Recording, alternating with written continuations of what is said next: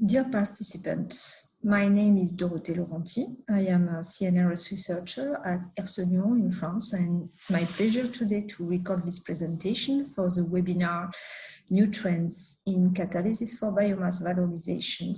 First, I'd like to thank the organizers of this webinar for the invitation and apologize again for my bad connection I had on the 22nd of July. My talk today is about catalytic valorization of lignocellulosic biomass. Everybody knows that the Earth is not feeling very well at that time, essentially because of gases emission as CO2, which provokes global warming.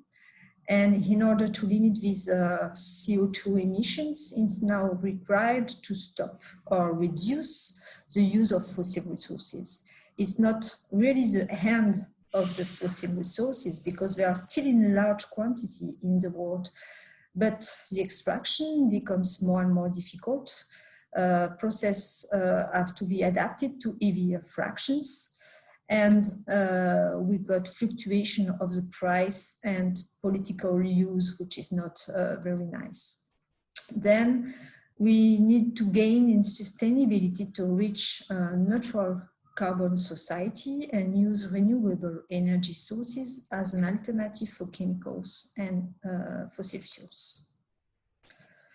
Lignocellulosic biomass is a good renewable resource because it is abundant, it is non-competitive with food most of the time, and it is chemically interesting. Effectively, if you look at the three main components of lignocellulosic biomass, cellulose, hemicellulose, and lignin, they are good precursors for sugars and acids, for cellulose and hemicellulose, and aromatics for lignin. Compared to fossil resources, biomass feedstock are more complex. They are highly functionalized and sometimes unstable. They contain elements like oxygen, sulfur, and nitrogen, but also contaminants like chlorine, phosphorus, natrium, etc. And they sometimes require polar and aqueous conditions or sometimes harsher conditions to be transformed. And looking at those examples of lignocellulosic biomass, you can easily understand that the great diversity of this biomass is inducing a great variation of the composition in cellulose, hemicellulose, and lignin and other contaminants. Feedstock storage and pretreatment have to be adapted to the lignocellulosic biomass used, and you must consider the increase of infrastructure cost. Also, this lignocellulosic biomass is abundant, but it is still limited. We are not going to cut more trees, and we need to investigate the valorization of the wastes, and also it is very important to identify clearly the chemical targets for each kind of biomass in order to save money and time and to improve the circular economy. In traditional refinery, gas and oil are mainly produced, but platform chemicals are also produced and are the base of many materials used in our everyday life. Thus, replacing the refinery by biorefinery means that you also need to produce the chemical needed for biosourced compounds and materials, and we have seen this last years a lot of examples of this use in literature. As it is the case in traditional refinery, heterogeneous catalysts are very important for biomass conversion. With the use of catalysts, higher yields and better quality of oils can be obtained, and also the catalyst may lower char or solid formation. Among the catalysts mostly used, we find metal catalysts, metal sulfide, carbide, nitride, phosphide, oxide, and zeolite or ordered porous solids. For the metals, catalysts Many studies are performed to use cheap metal catalysts instead of noble metal catalysts, but the latter are often the most active. In addition, many bifunctional catalytic systems where acidic or basic sites are also present are explored for biomass valorization and allow to improve yields and selectivity. We also have to face the deactivation, of course, and the recyclability of the catalysts for biomass conversion. Here, you've got a simplified scheme representing the main thermochemical routes that can be taken to convert lignocellulosic biomass. Pyrolysis and solvolysis generally lead to bio-oil containing sugars and lignin derivatives, while hydrolysis may allow to separate lignin and sugars, like in pulp industry. Catalytic steps are highly needed for these different steps, and I will give you 3 examples of catalytic study done in our laboratory on bio-oil hydroconversion, catalytic pyrolysis, and lignin catalytic hydroconversion in this talk. First, when you talk about bio-oil, you refer to a mixture containing numerous components as methoxyphenol coming from lignin, which are present in high quantity and are quite refractory to the hydrotreating conditions. Guaiacol molecule has been often used as a representative model molecule. We have studied guaiacol HDO with metal sulfide catalysts, and we found that simplified reaction scheme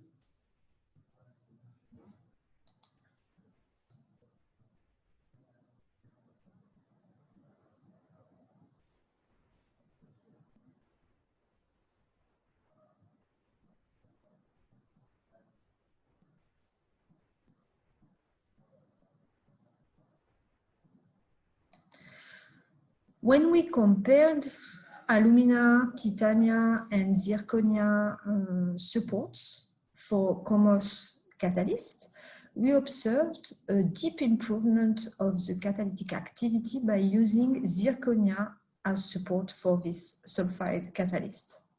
The reason for the high activity is due to the high selectivity for the zirconia COMOS catalyst for direct deoxygenation reactions. Effectively, instead of the complicated reaction scheme involving also demethylation, alkylation, and hydrogenation step, only demethoxylation and dehydroxylation of phenols are observed here. This was done in gas phase continuous fixed bed reactor. But when we compared the same catalyst with the same support in liquid phase HDO reaction, the results were not the same, and the 3 catalysts had nearly the same catalytic activity. Effectively, the analogy between gas and liquid phase can be very limited, and this is due to the possible interaction with the solvent between the species and the mass transport limitation, but also structural changes on the solid that may occur. Also, in the case of real feed of biomass, interactions with other components may strongly affect the catalyst. This example allows us to underline the importance of studying the conversion of mixture of model molecules better than model molecule alone, and of course in close operating condition compared to biomass conversion. Another aspect of bio-oil conversion to biofuels is presented here. In order to perform hydroconversion of bio-oil coming from fast pyrolysis, which contain oxygen and water and is quite unstable due to acidity. A first stabilization step, which is in fact a soft hydrogenation, is usually carried out before the proper hydroconversion. This allows to convert the small oxygenated compounds and thus get a stabilized, partially deoxygenated oil. Then a full hydrodeoxygenation is performed to get a biofuel. We have studied this stabilization step using a reduced NEMO catalyst supported on alumina. First, to choose the model molecules, we had a look to the composition of a lignocellulosic pyrolytic biooil by using two-dimensional chromatography, 2DGC technique. You see here an illustration of this analysis with the various family identified in this oil, and we have chosen among them D-glucose to represent the sugars, furfural, acetic acid, and guaiacol. We performed first the hydroconversion of the 4 model molecule alone in presence of water over alumina NEMO catalyst at 250 degrees C. And here you have the reaction scheme resulting from the glucose hydroconversion, and you can see that the products for this molecule conversion are numerous, and it is exactly the same for furfural hydroconversion. Then we mixed the molecule together and performed the hydroconversion with the same catalyst, and we observed that the presence of guaiacol was leading to higher amounts of liquid and lower production of solid and losses. We concluded that guaiacol, even if it was not converted to deoxygenated molecules, had a role in minimizing residue productions. We thus performed the same reaction, but starting from a real pyrolytic biooil in presence or not of guaiacol, and we obtain this molecular distribution by size exclusion chromatography for the starting in pink and the converted biooil in red and blue. In absence of guaiacol, this is the dotted line here, we observed the formation of macromolecule in quite high quantity compared to the starting biooil here. While in presence of guaiacol, the molar masses are strongly reduced compared to the previous experiment, showing a limitation of macromolecule formation. In conclusion for this part, when you perform glucose, furfural, or acetic hydroconversion with water, you get macromolecule. And if you blend with guaiacol, solid production and macromolecules are highly limited. If you do the same with a pyrolytic biooil, the result is similar and shows you that your model molecule is representative. Another way to help the second hydroconversion step, instead of doing a stabilization step after the pyrolysis, is to use a catalytic step just after the pyrolysis before recondensation of the vapors. So just after the catalytic reactor, the biooil obtained is also stabilized if we use appropriate catalyst, generally working in gas phase at ambient pressure and under nitrogen. This catalytic conversion of the pyrolytic vapors was studied at Hirse-Lyon in the Catapult project. And for that, we used a semi-continuous pyrolytic setup with a powder biomass dispensing system. The reactor has two fritts. The first one is stopping the char, and the second one is supporting the catalyst. We worked under nitrogen flow, and the condensing system allows us to recondense biohol after the conversion. A micro GC is allowing gas analysis online.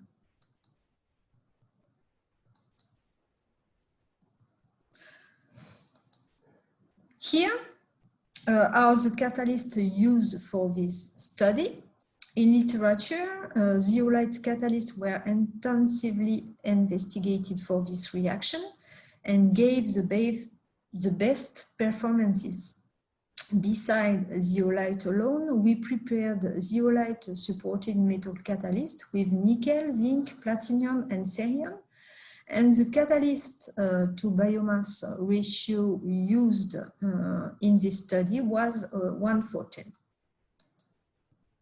A product recovery protocol was then implemented, and after centrifugation of the oil, we recovered two phases, aqueous and organic phase, except in the case of thermal conversion without catalysts. Then we performed various analyses to get more information on the catalyst effect on the organic phase and the aqueous phase.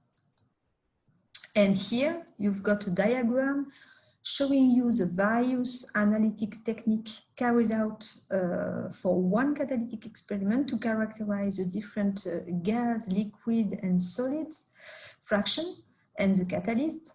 And you may understand that the screening of the catalyst may take sometimes due to the huge amount of techniques. Then we compared the gas, aqueous, organic, solid fraction balance for each catalyst and for thermal conversion. And despite the visual difference observed on the liquid, here the distribution is quite similar.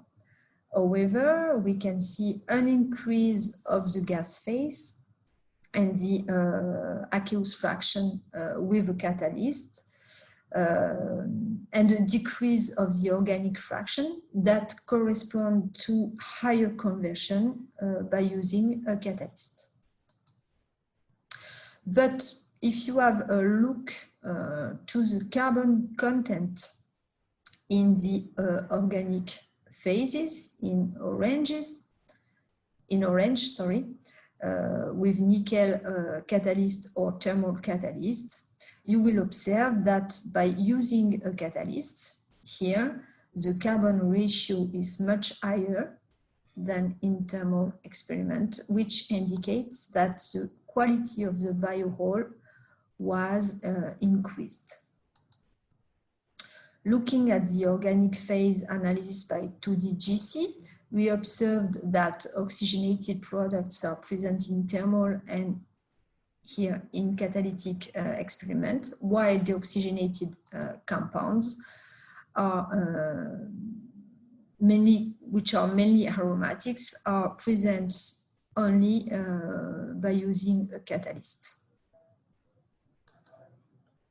Then you can proceed to elemental CHONS analysis of the various organic samples that you can report in this Van Creveren diagram.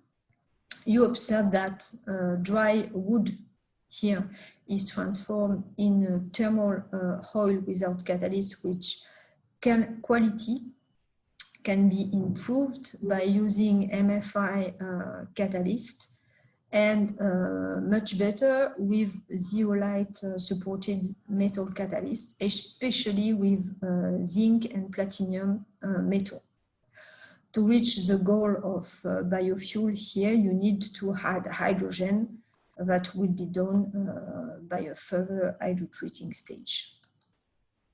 In conclusion of this part, the catalytic conversion of pyrolytic vapor of lignocellulosic biomass is a good process to improve the quality and stability of bio-oil, and it allows to reduce the cost of hydrotreating. And you have seen that catalytic development is still needed to improve this step. My last example is about lignin catalytic hydroconversion.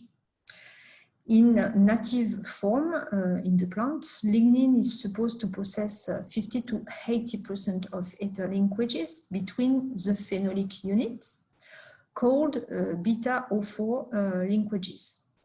Thus, if you break those linkages, you form phenolic units. And in the case of early stage catalytic conversion or lignin first approach developed by several authors, high yield of monomers have been obtained. However, in pulp industry, lignin is separated from cellulose and hemicellulose, and due to this fractionation process, lignin is deeply transformed. Less ether linkages are remaining compared to native lignin, and more CC bonds are formed with limited accessibility due to condensation reactions during the pretreatment. Thus, the conversion of this technical lignin is becoming more difficult. In literature, the catalysts employed to help this technical lignin conversion in reductive conditions are numerous, but mainly metals, noble and non-noble, metal phosphide and metal carbide, and traditional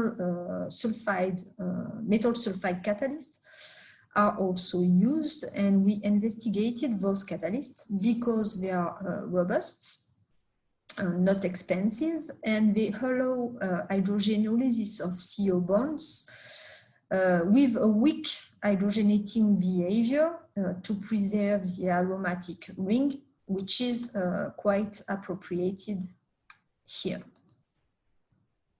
We used a semi-continuous reactor under hydrogen pressure. The lignin was mixed with COMOS sulfide catalyst and solvent and heated at 350 degrees C. And we followed the evolution of the reaction in function of the time. For that, we separated the various gas, liquid, and solid fractions obtained and proceed to characterization, of course. During the heating stage, structural changes already occurred on the lignin. Here we are just after the heating period at 350 degrees C, at T0. And you can see from this figure that a non-negligible quantity of liquid was already formed and few gases. In orange, you've got the residual lignin remaining, and liquids are composed of monomers, oligomers, and aqueous fraction. At this stage, the gases are mainly composed of CO2 with a few methane and CO. We can follow the reaction that occurred on lignin by analyzing the lignin residue by NMR. Phosphorus and carbon NMR effectively showed that the disappearance of aliphatic OH, carboxylic acids, and ether bond after the heating stage coming from dehydration, decarboxylation, and depolymerization reactions and producing water, CO2, and monomers and oligomers. The analysis of the liquid after the heating stage at T0 by 2DGC confirms that phenolics monomers are released in the liquid phase, as well as deoxygenated aromatics, naphthene, and alkanes here. Then we can see the evolution of the product distribution in the liquid phase after 1 hour here and 3 hours of reaction.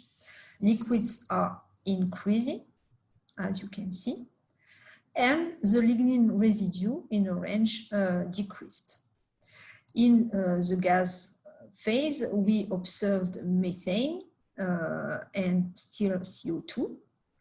The methane is coming from the methoxy groups of the phenolic that are clearly converted by demethoxylation or demethylation reaction, as observed by carbon NMR. Then we've got here the whole evolution of the lignin hydroconversion after 13 hours. The liquid phase, which include aqueous phase monomer oligomers here and here, is the main fraction, but it is divided in those different fractions. The gas is representing 20% of the initial lignin, and after 13 hours, a few residual lignin in orange is recovered, and the monomers were fully characterized by 2D GC. Here, this is a 3D view of the chromatogram showing the interesting part of the liquid with naphthene, deoxygenated aromatics, and some phenol. And the global evolution of the monomer is given here. During the first 3 hours, we observed mainly methoxy and alkyl phenolic compounds with the progressive disappearance of methoxy groups, like it is illustrated on the right, with syringeal demethoxylation to guaiacyl and then phenolic units. Later, after 3 hours, we observed the increase of aromatics and naphthene, while phenolic production remains stable. This is very similar with the guaiacol hydrodeoxygenation scheme described earlier. Then we look at the catalyst. The solid was affected during, here you've got the time of the reaction. Here it is a fresh catalyst, T0, 1 hour, etc. The solid catalyst was affected during the heating stage by losing few surface area and some porosity and an increase of carbon content on the solid to 12%. But then during the reaction, here the carbon and sulfur content didn't change, and the surface area and porosity remain the same. Now, looking back to the product distribution, we have observed that HDO reactions occurred after the heating stage and until 13 hours of reaction. So we can conclude that even if the catalyst is affected during the heating stage, it is still active. The conclusion on this part is that we were able to observe the formation of 15 weight percent monomers from a technical lignin.